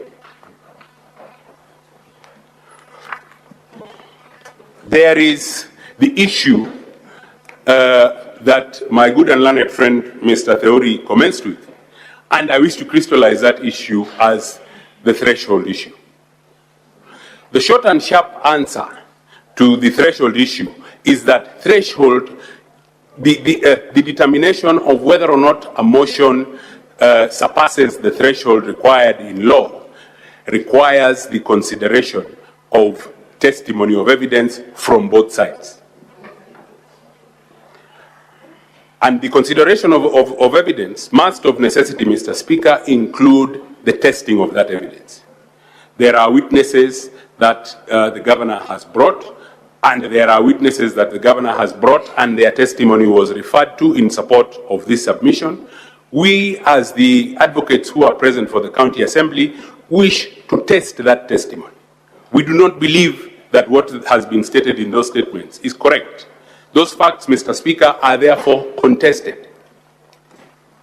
And if they are contested facts, they then cannot form the basis in law or otherwise for a preliminary issue. That must go on to full trial, and in the context of these proceedings, that means the hearing of the motion that has been brought.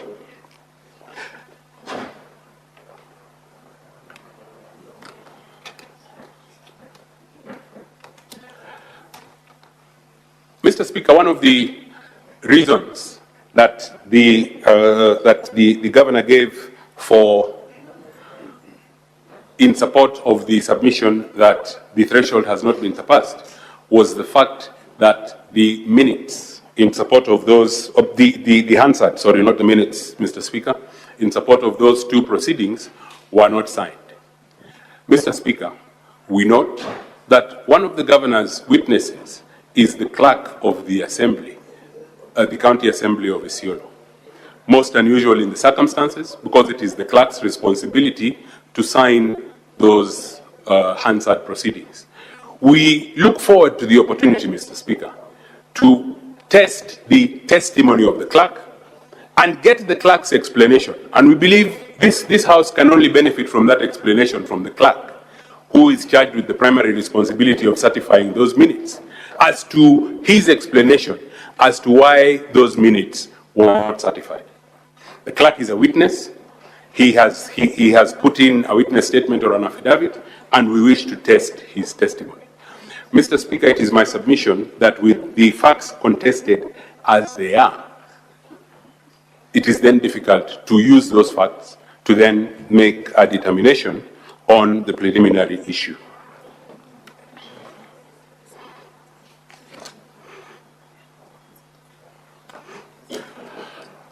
The next issue that I wish to submit on and emphasize is that the material that the governor wishes to rely on for his preliminary issue is the same material that the governor has brought forward or seeks to rely on as testimony in opposition to this motion. Mr. Speaker, members of the House, I wish to refer you now to Volume 2 of the governor's response to the motion that is before you. And in Volume 2, there is the statement at page 24, and this statement runs all the way to page 32 of one Salad Buro Guracha. Salad Buro Guracha is the clerk of the County Assembly of Isiolo. As I have said, in a most unusual way, he is a witness for the governor. He makes certain averments in that affidavit which we need to test. Those averments have been repeated by other witnesses, and it is those averments that have been relied on by my learned colleagues on the other side in support of their assertion that there is indeed a preliminary issue that requires consideration and needs to be determined as a preliminary issue.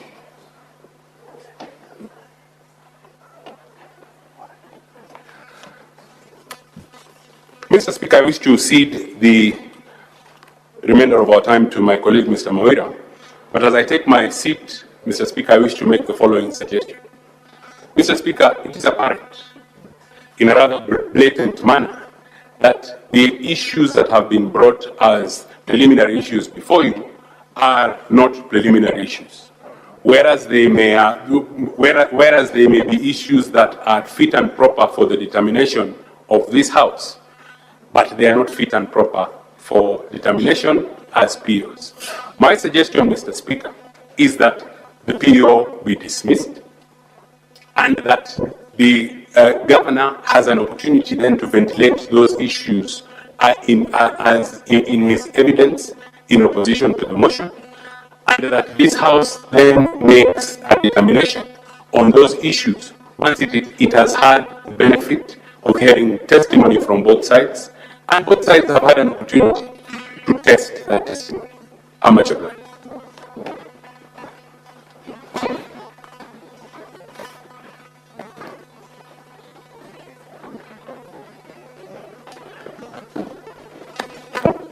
Honorable Speaker, my name is Confis Mawira. I'll take the remaining time to address the submissions that have been made by my learned senior. Foremost, Honorable Speaker and members of this House, it is not contested that there is no order, there is no conservatory order stopping Senate from considering the impeachment motion that is before you. There is no order by court injuncting or enjoining this House not to proceed with the business of the day. What the governor challenges or impugns is the validity or otherwise of the impeachment motion that is before you. I submit, Honorable Speaker, that the question of validity of the impeachment motion is a question of interpretation and is reserved for the judicial arm or branch of government at the opportune time.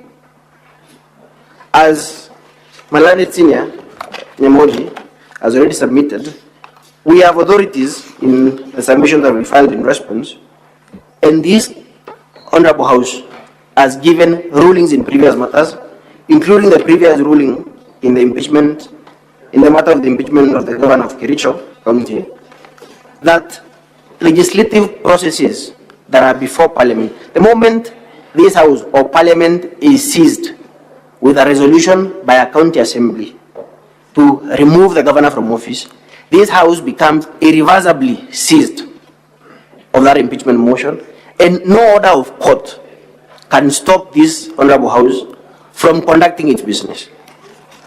More importantly, Honorable Speaker,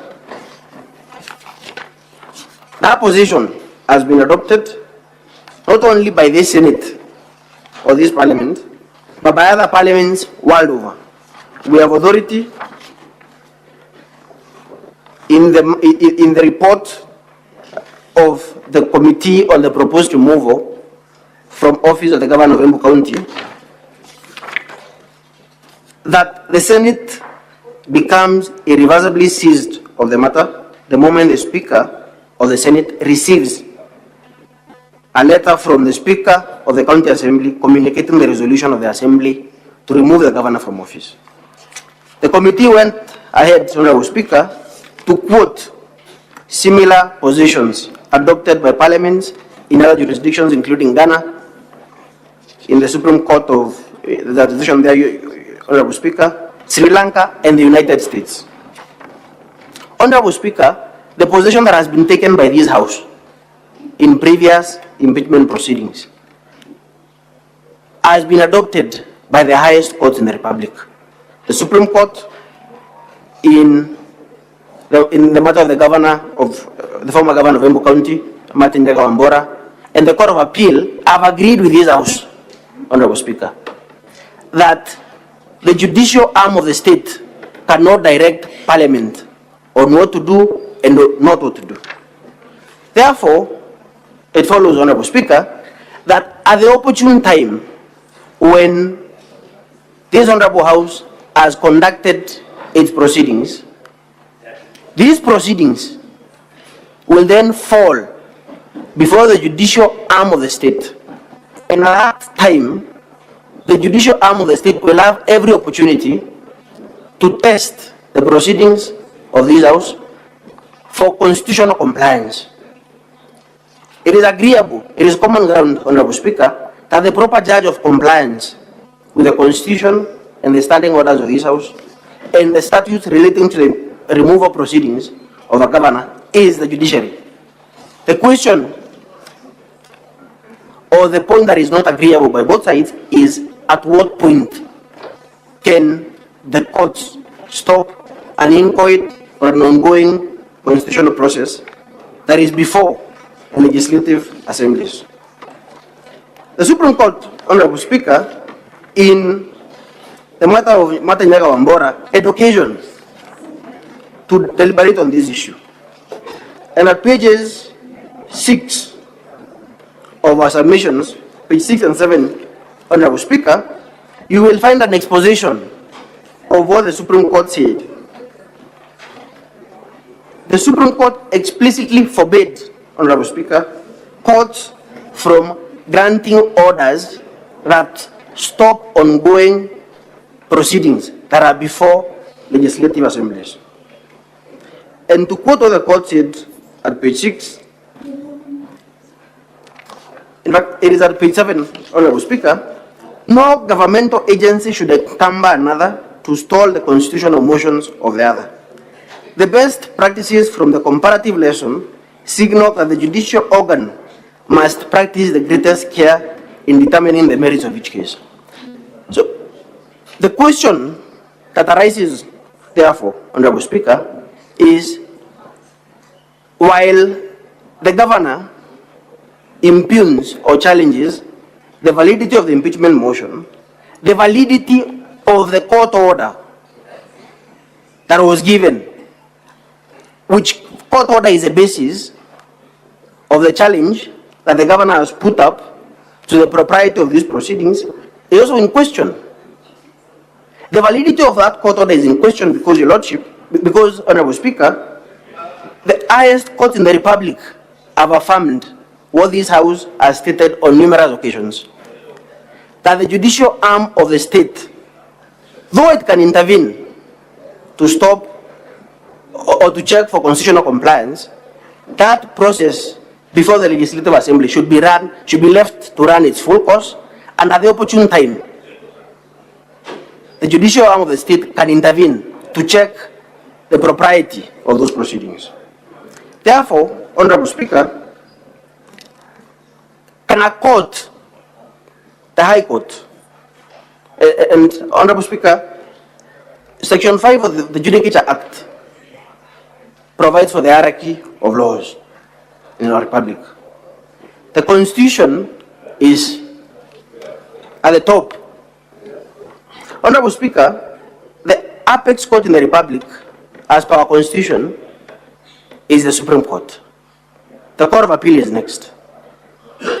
The decisions of the Supreme Court, as per Article 163(5) of the Constitution, Honorable Speaker, are binding on the High Court.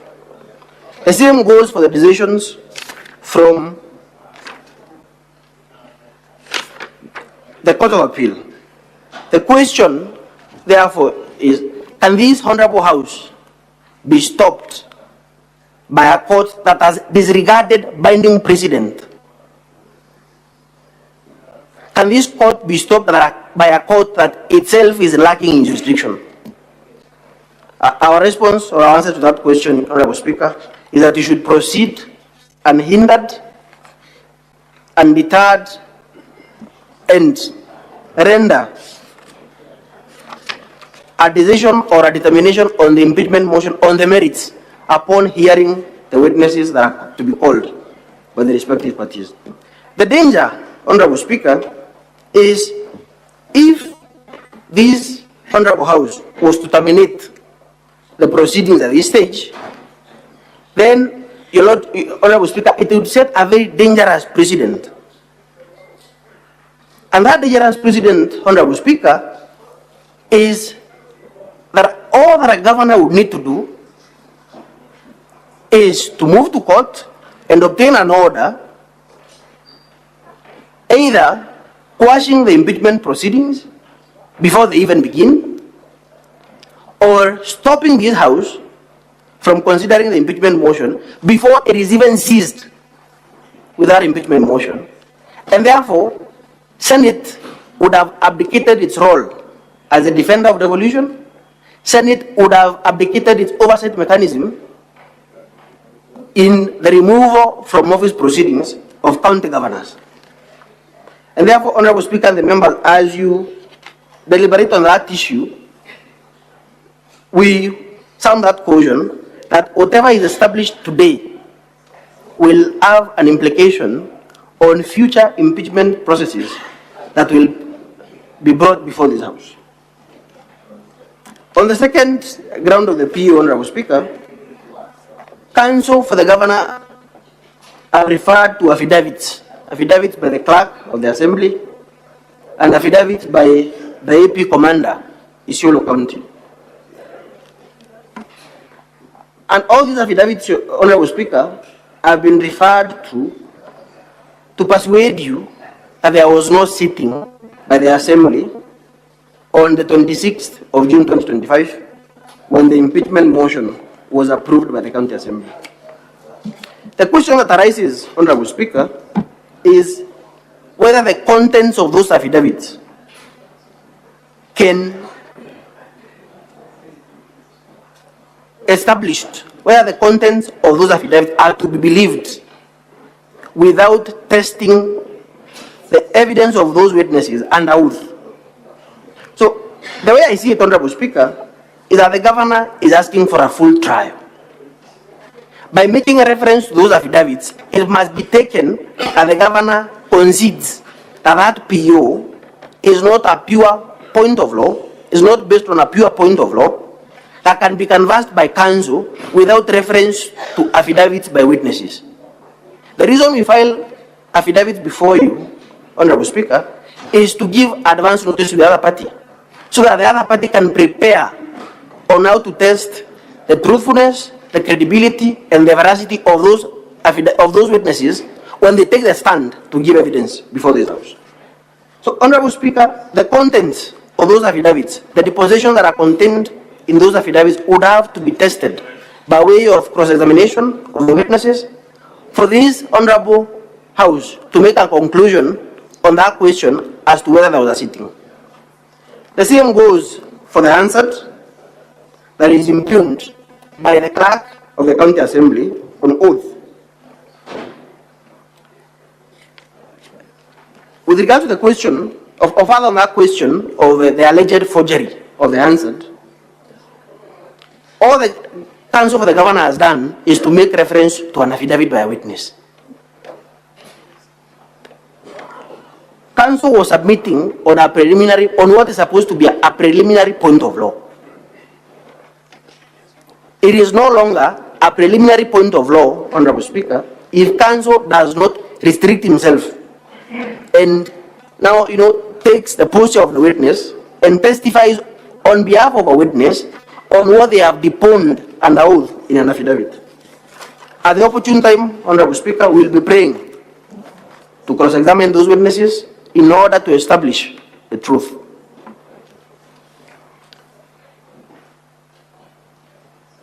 The further question that arises, Honorable Speaker, as I conclude, is the clerk of the assembly under the County Assembly Services Act is required to render expert non-partisan advice to the Speaker and to the House on procedural matters and all other matters that are before the House. We will be craving for an opportunity to cross-examine the clerk on all the issues that Council has alluded to in trying to persuade you, Honorable Speaker, and the House that you dispose of the issue of whether there was a sitting and the issue whether there was forgery of the answer at this preliminary trial. A mini trial that the governor requests for, a trial within a trial, is not necessary, Honorable Speaker, if the issues that are to be canvassed during that mini trial can be established in the full trial. Or that the issues of the sitting of the assembly, the issues of the alleged fraud, the alleged forgery, are matters that belong to the full trial. It is for the governor to prove that indeed there was forgery, because he's the one who alleges there was forgery of the answered report and that there was no sitting. It is for the governor to prove through evidence that is going to be tested by way of cross-examination at the trial.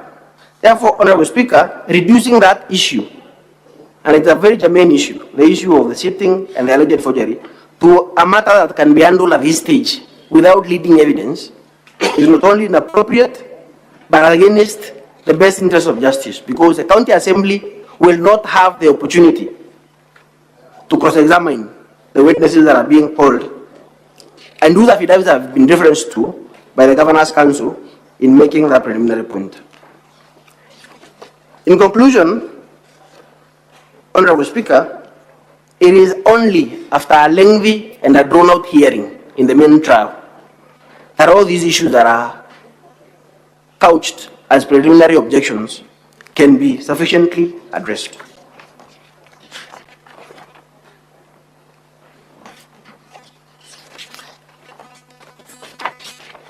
Honorable Speaker,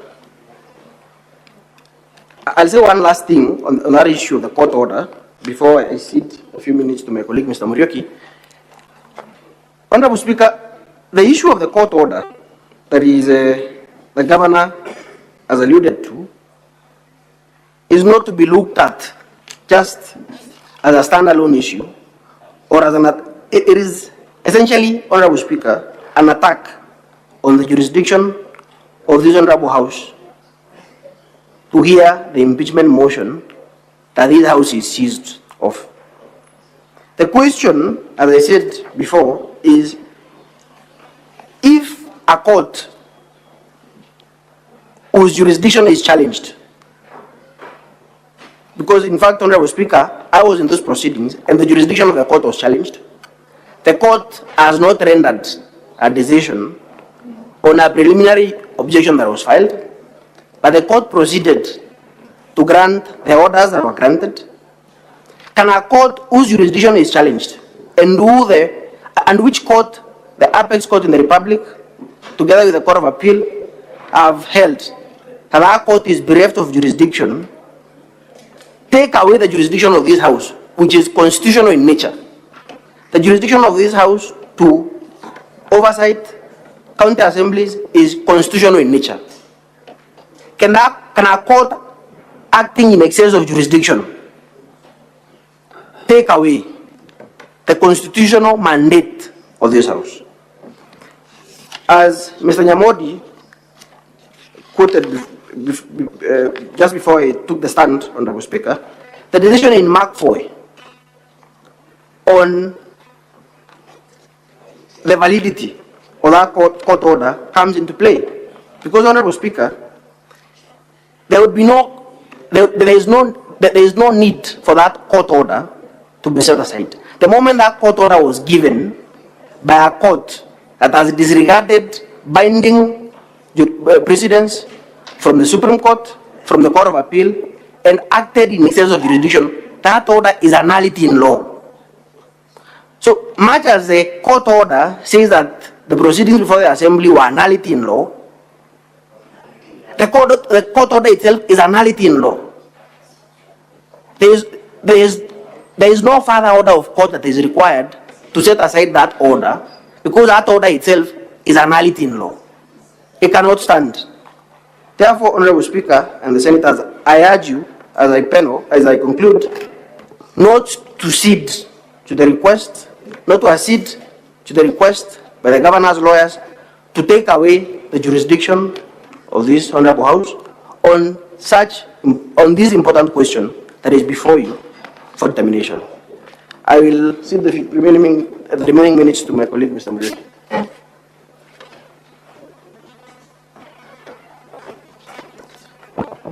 Honorable Speaker, esteemed members of this House, my name is Eric Murioki. I am privileged to appear before you once again. I represent the County Assembly of Isiolo. Honorable Speaker, esteemed members, to continue with our submissions where my colleague has left off, the question that should seize this House, and Honorable Speaker, when you go to make your determination, is this: on a balance of conveniences, what ought to happen?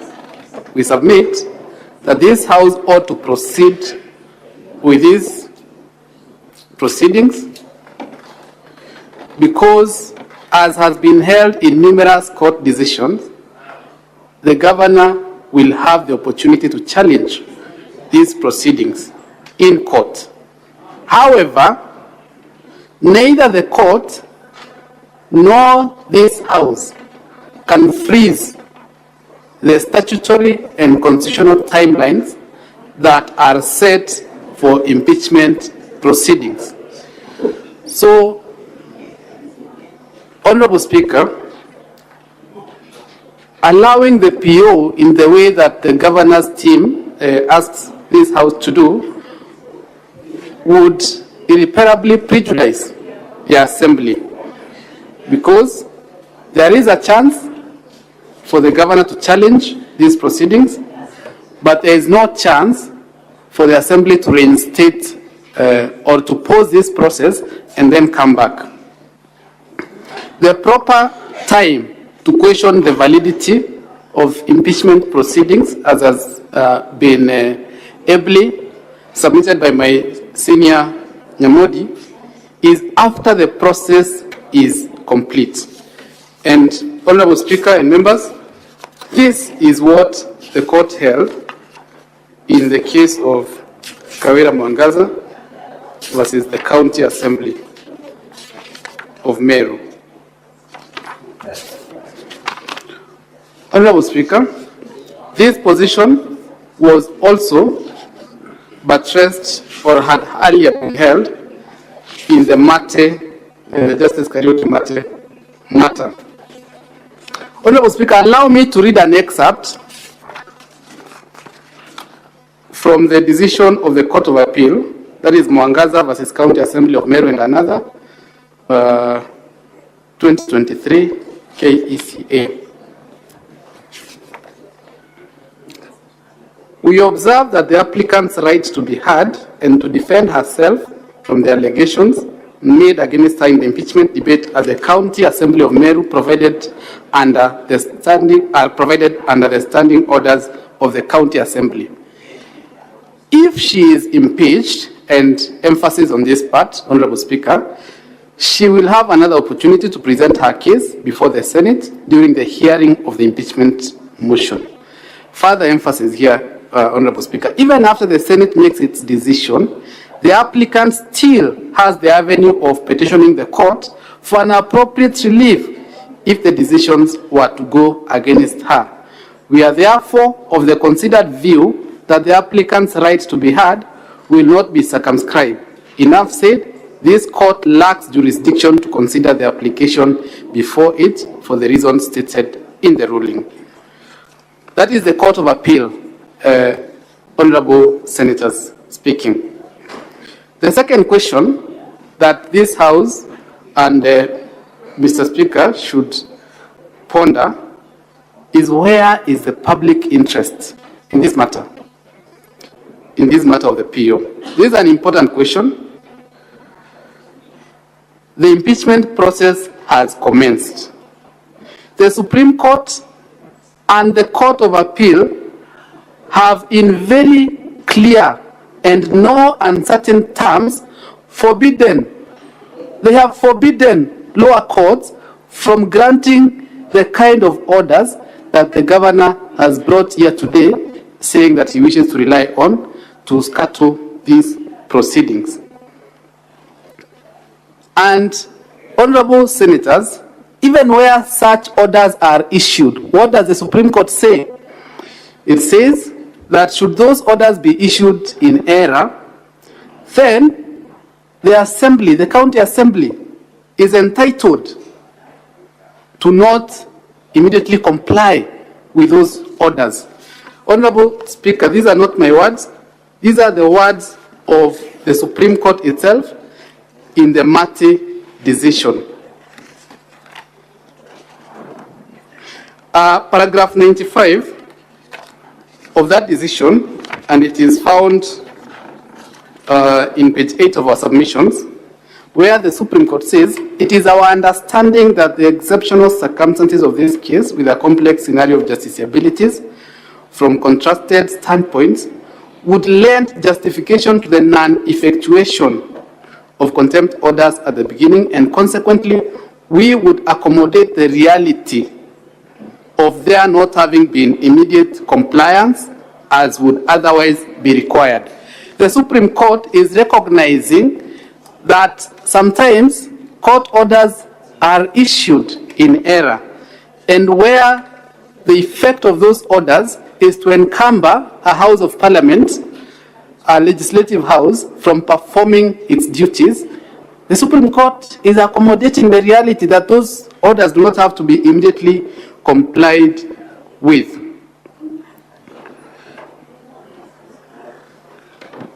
Your honorable senators, on this basis, we therefore submit that it is in the public interest that this House dismisses this PO and proceeds to hearing, bearing in mind what the Supreme Court has said, what the Court of Appeal has said.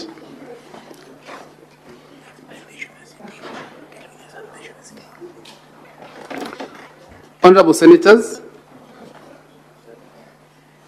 another issue I want to touch on is the issue of forgery that has been alleged in the governor's preliminary objection.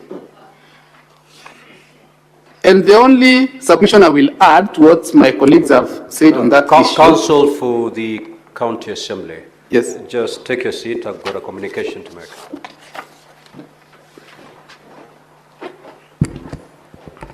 Now, honorable senators, ladies and gentlemen, the time now is 1 p.m. And in terms of our program, we are set out in the order paper. We are set to adjourn at this time. I note, however, that the County Assembly still has 10 minutes of their time. I therefore wish to invoke Standing Order 34-2 and 2A of the standing orders which permit the Speaker, for the convenience of the Senate, to direct later interruption of the business for a period of not more than 15 minutes. I therefore direct that the County Assembly may utilize its remaining 10 minutes so that the Senate shall adjourn at 1:10 p.m. or such earlier time as the County Assembly concludes its submissions. The Senate then will resume sitting at 2:30 p.m. when the Governor's Council will have its 10 minutes to respond before the Senate proceeds to make a determination on the preliminary objection. It is so directed. Council, you may proceed to utilize your 10 minutes. Thank you, Mr. Speaker, sir. As I was submitting, honorable senators, is that my colleagues have indeed said, and I agree completely, that forgery must be specifically pleaded and proven. The mere word of the Governor's Council on this pulpit cannot be taken as evidence of forgery. Indeed, in a decision of the Court of Appeal, Jennifer Nyambura Kamau versus Humphrey Bakanandi, the court held that it is also a settled law that fraudulent conduct must be distinctly alleged and distinctly proved. It is not allowable to leave fraud to be inferred from the facts. An allegation of forgery is an issue of fraudulent conduct. Honorable senators, you have been told that it is a preliminary issue whether there was a sitting and whether from that sitting threshold for impeachment was reached. Honorable senators, this issue can only be determined after a conclusive hearing of these proceedings. The Governor's Council has stated that they will rely on the affidavit of the clerk, who is an employee of the County Assembly, to tell you that there was no sitting. Honorable senators, as a matter of fair hearing, we must then be allowed to test the veracity of those averments by the clerk under oath through cross-examination. And for that reason, honorable senators, this issue cannot form the basis of a PO. Honorable senators, from the locus classicus on POs of Mukisa Biscuits, as was again affirmed in the decision that we have quoted in our submissions of Ali Hassan Joe and another versus Suleiman Said Shaban, for a PO to succeed, it must be a pure point of law which is argued on the assumption that all the facts pleaded by the other side are correct. It cannot be raised if any fact has to be ascertained or if what is sought is the exercise of judicial discretion. And I would perhaps just amend that to also include quasi-judicial discretion, because this House now sits as a quasi-judicial body. So, honorable senators, that issue of whether there was a sitting is at length canvassed in both the County Assembly's documents and the Governor's responses.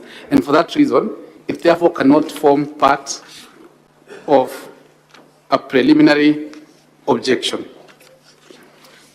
We shall be, of course, adducing evidence to show that there were sittings of the Assembly on those 2 dates, even though there were attempts to scuttle those sittings. Honorable senators, as I conclude my submissions, we shall lead evidence at the opportune time to show that there was vandalism at the offices of the County Assembly, and that the said vandalism was orchestrated by the governor or at his direction. That is the evidence that we shall bring here. We shall also lead evidence, honorable senators, to show that there has been a pattern of attempts to scuttle these impeachment proceedings right from the start, and these attempts were made by the governor. We shall adduce evidence to show that the governor took every possible step, whether legal or otherwise, to try and stop and scuttle these impeachment proceedings. For these reasons, Honorable Speaker and Honorable Members, we submit that it is necessary and this House ought to rule that that PO is untenable and that we proceed with hearing of the full case. My colleague will finalize our submissions. Thank you.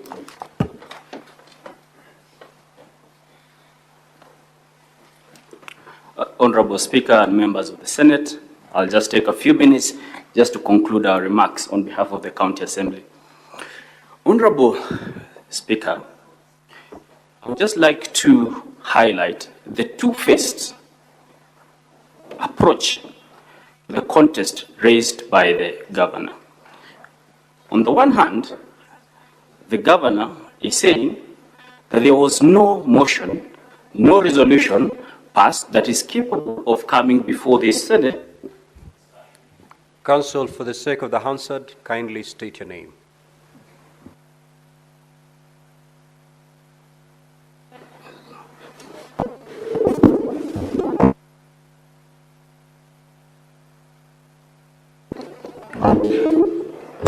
Honorable Speaker, my name is Paul.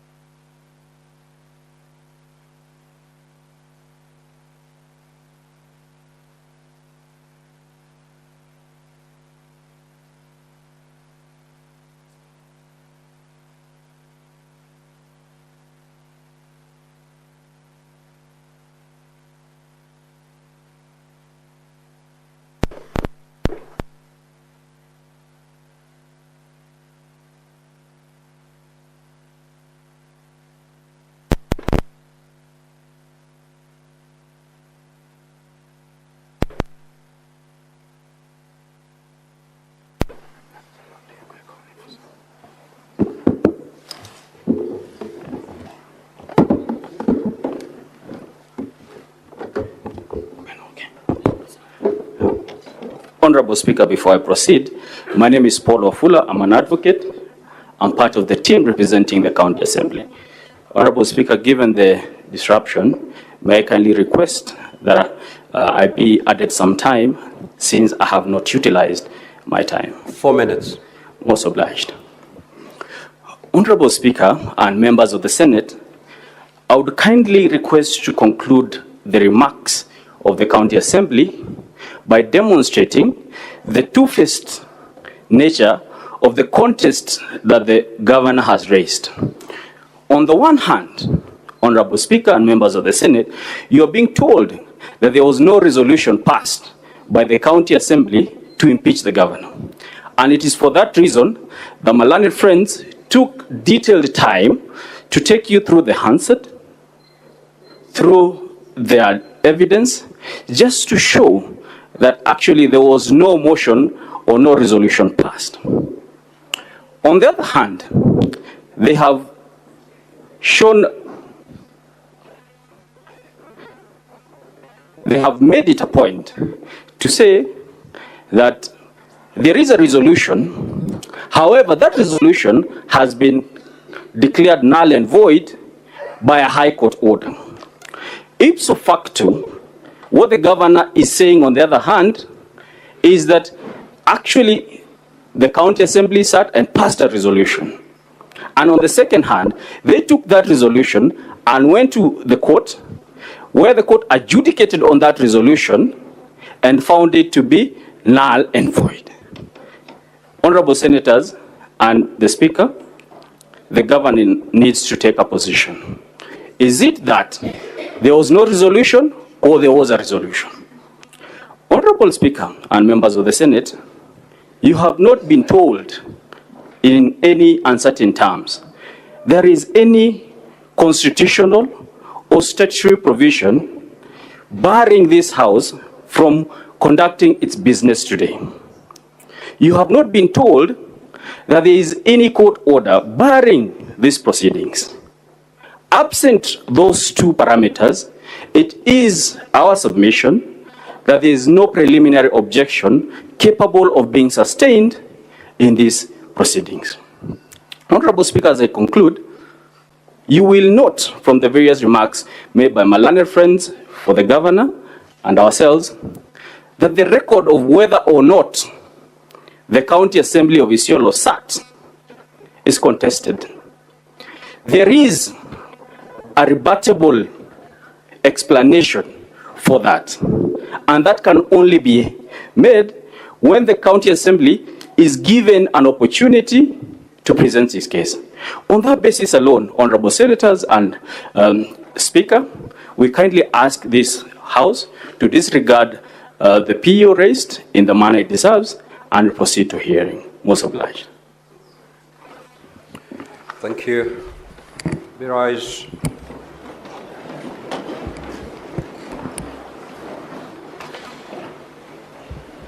Honorable Senators, it is now 1:14 p.m., time to adjourn the Senate.